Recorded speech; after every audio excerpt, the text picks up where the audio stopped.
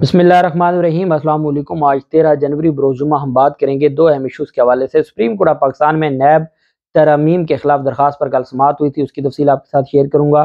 तोशा खाना नहली रेफरेंस का जो फैसला था उसके खिलाफ पाकिस्तान तहरीक इंसाफ की अपीलों पर समाअत हुई थी इस्लामाबाद हाई कोर्ट में, उसकी तफसील भी आपके साथ शेयर करूँगा। MQM की बल्दियाती इंतखाबात रुकवाने की जो दरख्वास्त थी वो मुस्तरद की गई थी, उसके ऊपर भी हम बात करेंगे। पहले मैं आपको बताता चलूँ कि सुप्रीम कोर्ट का ऑडिटर जनरल को जो डैम्स फंड है उसके हवाले से अहम केस की समाअत हुई। डियामर और महमद डैम्स अमल दरामद केस में सुप्रीम कोर्ट ने ऑडिटर जनरल को डैम्स फंड के रिकॉर्ड का जायजा लेने की हदायत कर दी। सुप्रीम कोर्ट ने हदायत की कि स्टेट बैंक के साथ मिलकर ये वो फंड है जो साकिब निसार ने इकट्ठा किया था और आज तक इल्ज़ाम लगाया जाता है कि उस फंड्स को कहीं खुर्द-बुर्द किया गया है या उस फंड्स को कहीं मिस यूज़ किया गया है। तो Pakistan supreme court of Pakistan पहले इसके ऊपर कह चुकी है कि ऐसा कुछ नहीं है और फंड्स महफूज हैं, और अब सुप्रीम कोर्ट ने बाकायदा इस केस को मुकर्रर करके उसके ऊपर आज समाअत की। सुप्रीम कोर्ट ने हदायत की कि स्टेट बैंक के साथ मिलकर डोनर्स और सरमायाकारी के तमाम रिकॉर्ड का जायजा लिया जाए और दस्तावेजात में बेज़ाब्तगी होने या ना होने की निशानदेही की जाए। दौरान समाअत हुकाम स्टेट बैंक ने अदालत को बताया कि डैम्स फंड से कोई अखराजात हुए, ना कभी किसी ने रकम निकाली है। डैम्स फंड में इस वक्त 16 अरब रुपए से ज़ायद रकम मौजूद है। जो रकम भी आती है सरकारी सिक्योरिटीज़ में सरमायाकारी कर दी जाती है। नेशनल बैंक के जरिए टी बिल्स में सरमायाकारी की जाती है। चीफ जस्टिस ने रिमार्क्स दिए कि डैम्स फंड के डोनर्स का तमाम रिकॉर्ड सुप्रीम कोर्ट की वेबसाइट पर मौजूद है। जस्टिस एजाजुल हसन साहब ने कहा कि सरमायाकारी की तो फंड में 10 अरब रुपए थे जो 26 जनवरी को 17 अरब हो जाएंगे। चीफ जस्टिस ने रिमार्क्स दिए कि अवाम को बताएंगे कि उनके फंड से कौन सी मशीनरी खरीदी गई है। डैम्स फंड का पैसा सैलाब की तबाहकारियों की मरम्मत पर खर्च नहीं होगा, ये सिर्फ और सिर्फ डैम का पैसा है और ये डैम के मामलात में ही खर्च होगा। और ये PDM को और मुस्लिम लीग नून को ये जवाब भी है जो अक्सर इल्ज़ामात लगाते रहते हैं साकिब निसार पर, वो भी सुप्रीम कोर्ट ऑफ पाकिस्तान ने क्लियर कर दिया है कि तमाम फंड्स बिल्कुल महफूज हैं और वो जिस मकसद के लिए उसी मकसद के लिए लगाए जाएंगे, उसकी फिक्र ना की जाए। जबकि दूसरी जानिब एक और जो बदनीयती सामने आई है और ये वजारत दाखिला की जानिब से सिंध में जो इलेक्शन होने जा रहा है कराची और हैदराबाद में, वहाँ तमाम जो पोलिंग स्टेशन हैं वहाँ पर हालात बहुत कशीदा हैं और कराची में जो लाकानूनीयत है वो इतनी ज़्यादा बढ़ चुकी है कि ऐसे हालात में जब इलेक्शन हो, पाकिस्तान तहरीक इंसाफ की जानिब से ये मुतालबा किया गया था कि तमाम पोलिंग स्टेशन पर रेंजर्स और फौज को तैनात किया जाए। पाक फौज ने 15 जनवरी को कराची और हैदराबाद में होने वाले बल्दियाती इंतखाबात के दौरान पोलिंग स्टेशन के बाहर फौजियों की तैनाती की दरख्वास्त मुस्तरद कर दी। वजारत दाखिला ने खत के जरिए इलेक्शन कमीशन को आगाह किया कि पोलिंग स्टेशन के बाहर फौज रेंजर्स की इजाफी तैनाती के लिए इलेक्शन कमीशन की दरख्वास्त military operations directorate general headquarters के सामने रखी गई थी GHQ के। खत में बताया गया कि जवाब में मिलिट्री ऑपरेशंस डायरेक्टोरेट GHQ ने कहा कि सूबाई हुकूमत स्टेटिक तैनाती फराहम करने की जिम्मेदार है। सिविल आर्म्ड फोर्सेज और फौज सिर्फ दूसरे या तीसरे दर्जे पर तैनात की जा सकती है। इलेक्शन कमीशन ने 15 जनवरी को होने वाले बल्दियाती इंतखाबात के लिए तमाम 8,924 पोलिंग स्टेशन को हसास करार दिया था। अब चूंकि वजारत दाखिला ये चाहती है कि फौज और रेंजर्स तैनात ना हो और चूंकि बिलावल जरदारी को जितवाना है और कहा यह जा रहा है कि बिलावल जरदारी की सिंध पॉलिसी सिक्योरिटी के लिए हो, इलेक्शन कमीशन कहता है कि आइन ने हमें इख्तियार दिया, हम जिसको हुक्म करेंगे वो वहाँ पर सिक्योरिटी देगा। तो ये कैसे कहा जा सकता है कि नहीं हम सिक्योरिटी नहीं देंगे और ये सिंध हुकूमत को खुद देखना चाहिए। तो आप जब इतने अहम इलेक्शन को सिंध पुलिस के रहमो करम पर छोड़ देंगे तो फिर आप वैसे लिख के दे दें कि जी बिलावल जरदारी जीत गया है और अभी पीपल्स पार्टी का मेयर बन गया है। क्योंकि जहाँ सिंध पुलिस तैनात होगी तो वहाँ तो फिर आपको, जहाँ सिंध पुलिस तैनात हो वहाँ आपको चोरों की क्या ज़रूरत है, वहाँ तो चोरी तो बस है ही है। वहाँ तो आप डिक्लेयर कर दें कि सारा कुछ लूट गया, तबाह हो गया, सारा कुछ पीपल्स पार्टी के हक में चला गया। और ये भी कहीं ना कहीं फैसिलिटेट करने वाली बात है कि जब इलेक्शन कमीशन कह रहा है कि सिक्योरिटी पाक फौज दे और उस पर वजारत दाखिला की जानिब से ये सारा कुछ कहा जाए और ये वजारत दाखिला और PDM हुकूमत की जानिब से फैसिलिटेट किया जा रहा है बिलावल जरदारी को कि वो इलेक्शन जीत जाए और उसको कोई भी ना पूछे और वो इसी तरीके से इलेक्शन जीत जाए। जबकि दूसरी जानिब जो मामला है ये सिंध में बल्दियाती इंतखाबात से मुतल्लिक, और ये एक दरख्वास्त दायर की गई थी MQM की जानिब से और MQM ने ये कहा کہ بلدیاتی انتخابات کو مسترد کیا جائے اور بلدیاتی انتخابات کو روکا جائے، یہ درخواست دائر کی گئی تھی ایم کیو ایم کی جانب سے سندھ ہائی کورٹ میں، جس کو سندھ ہائی کورٹ نے مسترد کر دیا۔ بلدیاتی انتخابات رکوانے کے لیے ایم کیو ایم پاکستان کی درخواست پر سماعت ہوئی۔ ایڈوکیٹ جنرل سندھ حسن اکبر اور دیگر عدالت میں پیش ہوئے۔ ایم کیو ایم پاکستان کے وکیل نے موقف اپنایا کہ نامکمل الیکشن کمیشن نے بلدیاتی الیکشن کو نوٹیفیکیشن جاری کیا تھا جو غیر قانونی ہے۔ ایڈوکیٹ جنرل نے کہا کہ ایم کیو ایم نے سپریم کورٹ کے فیصلے پر عمل درآمد سے متعلق درخواست میں بھی بلدیاتی الیکشن رکوانے کی استدعا کی تھی۔ ایم کیو ایم کی دوسری درخواست بھی عدالت نے مسترد کر دی تھی۔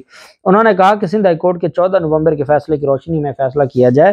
ایم کیو ایم پاکستان بھی موقف پہلے ہی عدالت کو بتا چکی ہے۔ ایم کیو ایم نے اس فیصلے کو سپریم کورٹ میں بھی چیلنج نہیں کیا، بار بار ایک جیسی درخواستیں مختلف بینچز کے سامنے دائر کی جاتی رہی ہیں۔ ایڈوکیٹ جنرل نے کہا کہ الیکشن کمیشن کے 29 اپریل 2022 کے نوٹیفیکیشن کو چیلنج کیا جا رہا ہے۔ اس نوٹیفیکیشن کی قانونی حیثیت سے متعلق سندھ ہائی کورٹ فیصلہ دے چکی ہے۔ جس نوٹیفیکیشن کو کالعدم قرار دینے کی استدعا کی گئی ہے وہ ان فیلڈ نہیں ہے۔ درخواست گزار کو نئی درخواست دائر کرنا ہوگی، یہ غیر مؤثر ہو چکی ہے۔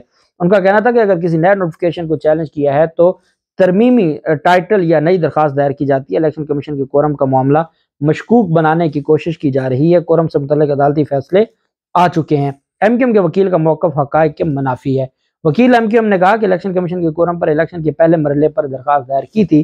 اس پر جسٹس اقبال نے کہا کہ آپ صرف جواب دیں، آپ اپنا کیس پہلے بتا چکے ہیں۔ بڑی ڈیٹیل انہوں نے آرگومنٹس کیے، اس کے بعد درخواست مسترد کر دی۔ اب ایڈوکیٹ جنرل سندھ بھی چاہتا ہے کہ الیکشن ہو، کیونکہ ان کو پورا فیسیلیٹیٹ کیا جا رہا ہے اور ان کو بتا دیا گیا ہے کہ یہ جو بلدیاتی الیکشن ہے میئر پیپلز پارٹی کا ہوگا، بلاول زرداری کا ہوگا، کیونکہ وہ لاڈلا ہے اور آج کل اس پر بہت انویسٹ کیا جا رہا ہے اور تمام جو طاقتور لوگ ہیں وہ باقاعدہ جو بلاول زرداری ہے ان کو سپورٹ کیا جا رہا ہے اس مقصد کے لیے کہ شاید وہ ان سارے معاملات میں مستقبل میں وزیر اعظم بننے کی پوزیشن میں ہوں۔ دوسری جانب توشہ خانہ ریفرنس سے متعلق ایک اہم درخواست تھی اور پاکستان تحریک انصاف نے چیلنج کیا تھا توشہ خانہ کا جو فیصلہ تھا، اور اس میں جو نہلی تھی جس میں میاں والی کی سیٹ کی حد تک ضمنی الیکشن کو روکا گیا تھا لیکن باقی فیصلے کو معطل نہیں کیا گیا تھا۔ چیف جسٹس عامر فاروق صاحب کی سربراہی میں بینچ تھا جو سماعت کر رہا تھا۔ سماعت کے دوران بیرسٹر گوہر عدالت میں پیش ہوئے اور بتایا کہ بیرسٹر علی ظفر صاحب لاہور ہائی کورٹ میں مصروف ہیں اور وہاں پر فل بینچ ہے جہاں پر سماعت ہو رہی ہے، اس وجہ سے وہ پیش نہیں ہو سکتے اور وہ اس وجہ سے عدالت آئندہ ہفتے کے لیے کیس کو مقرر کرے۔ وکیل ممبران قومی اسمبلی نے کہا کہ لاہور ہائی کورٹ میں بھی انہوں نے اسی طرح کی ایک پٹیشن فائل کی ہے۔ ان کی اسی طرح کی پٹیشن لاہور ہائی کورٹ میں زیر التوا ہے۔ انہوں نے اس عدالت کو بھی نہیں بتایا کہ ان کی کوئی پٹیشن وہاں زیر التوا ہے۔ بیرسٹر گوہر نے کہا کہ 7 دسمبر کے الیکشن کمیشن کے نوٹس کو وہاں چیلنج کیا ہے۔ اب ہم نے جو یہاں پٹیشن تھی وہ مین فیصلے کو چیلنج کیا ہے، وہاں ہم نے 7 دسمبر کا جو فیصلہ تھا جس میں پاکستان تحریک انصاف کے چیئرمین کو چیئرمین شپ کے عہدے سے ہٹانے کا نوٹس تھا، ہم نے اس کو چیلنج کیا ہے۔ تو ہم نے کوئی عدالت کے ساتھ جو ہے وہ ایسی بات نہیں کی، تو ہم نے یہاں جو درخواست دائر کی، جو یہ اپیل ہے، یہ اس الیکشن کمیشن کے فیصلے کے خلاف اپیل ہے، وہاں ہماری ریٹ پٹیشن ایک نوٹس کی حد تک۔ اس پر عدالت نے برہمی کا اظہار کیا کہ آپ نے چیف جسٹس نے کہا آپ 2 جگہوں پر تو چیلنج نہیں کر سکتے، اگر یہ ہے تو یہ درخواست واپس لے لیں۔ کوئی ینگ کونسل یہ کام کر دے تو سمجھ آتی ہے، لیکن علی ظفر تو اتنے سینئر کونسل ہیں، تو آپ کیا تربیت کر رہے ہیں اپنے جونیئرز کی۔ اچھا، اس پر میں نے دیکھا ہے جو اسلام آباد ہائی کورٹ میں رپورٹنگ کرنے والے دوست ہیں وہ بھی اس پر کہہ رہے تھے کہ کیا یہ چیٹنگ ہے، تو میں نے اس وقت بھی گزارش کی تھی، میں نے ٹویٹ بھی کیا تھا کہ یہ جو ایشو ہے 5 جنوری کو لاہور ہائی کورٹ میں درخواست دائر کی گئی ہے اور جو اسلام آباد ہائی کورٹ میں یہ کیس 3 ماہ سے پینڈنگ ہے۔ تو یا تو یہ ہوتا کہ 5 جنوری کو لاہور ہائی کورٹ میں درخواست دائر کی گئی ہے اور 5 جنوری کے بعد کو اسلام آباد ہائی کورٹ میں درخواست دائر کی جاتی اور وہاں چھپایا جاتا تو چیٹنگ کی بات آتی۔ اب جو بات پہلے اسلام آباد ہائی کورٹ میں پرانا کیس چلتا آ رہا ہے، لاہور ہائی کورٹ کو بتایا گیا اور الیکشن کمیشن کا پہلا اور وفاقی حکومت کا پہلا اعتراض ہی یہی تھا، جو full bench Lahore high court نے بھی مسترد کر دیا تھا، سنگل بینچ نے بھی مسترد کر دیا۔ جب لاہور ہائی کورٹ کو کوئی پرابلم نہیں ہے کہ پہلے اسلام آباد ہائی کورٹ میں پرانا کیس چلتا آ رہا ہے، لاہور ہائی کورٹ میں نیا کیس فائل ہوا ہے، تو جب لاہور ہائی کورٹ نے الاؤ کر دیا ہے تو کیسے کہا جا سکتا ہے کہ علی ظفر صاحب نے کچھ غلط کیا ہے؟ یہ بالکل میں سمجھتا ہوں یہ ناجائز بات ہے۔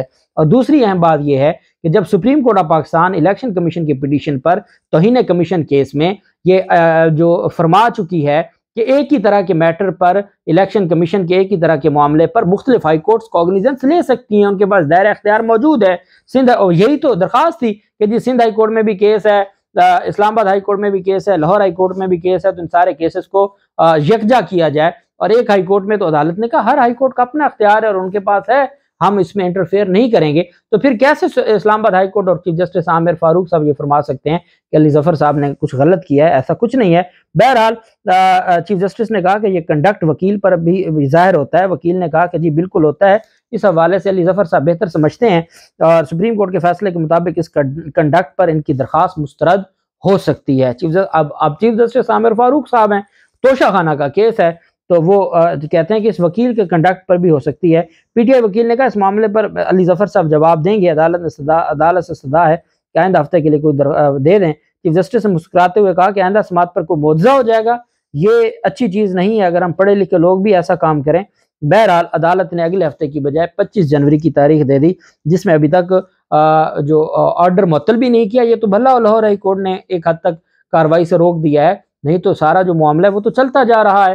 یہ توشہ خانہ فیصلے پہ انہوں نے کارروائی سے روکا ہے الیکشن کمیشن کو، لاہور ہائی کورٹ کے جسٹس جواد حسن نے، جبکہ چیف جسٹس عامر فاروق صاحب کی جانب سے کوئی ایک بھی اس میں جو حکم امتناعی نہیں دیا گیا۔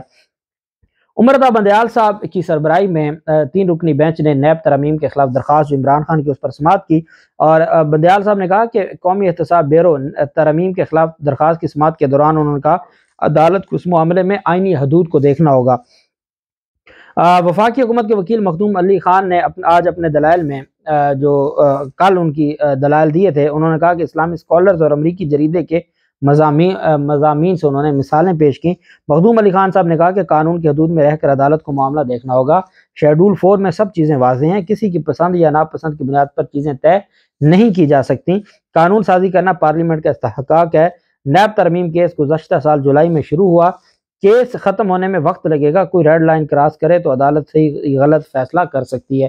جولائی سے جنوری آ گیا، اب اندازہ لگائیں یہ نیب ترمیم کے خلاف کیس ہے اور یہ 7 ماہ ہو گئے ہیں، ایک کیس ہے جس کے اوپر عدالت اس کو چلائی جا رہی ہے۔ جسٹس اعجاز الحسن صاحب نے کہا کہ اگر کچھ غیر قانونی ہو رہا ہو تو وہاں عدالت مداخلت کر سکتی ہے۔ اس پر وفاقی حکومت کے وکیل نے کہا کہ اگر نیب ترمیم میں کچھ غیر قانونی ہے تو یہ درخواست گزار نے ثابت کرنا ہے۔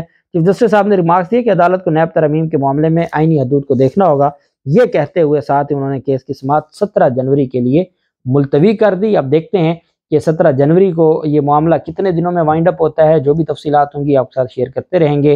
اللہ پاک پاکستان کا حامی و ناصر ہو۔ بہت شکریہ، اللہ حافظ، پاکستان زندہ باد۔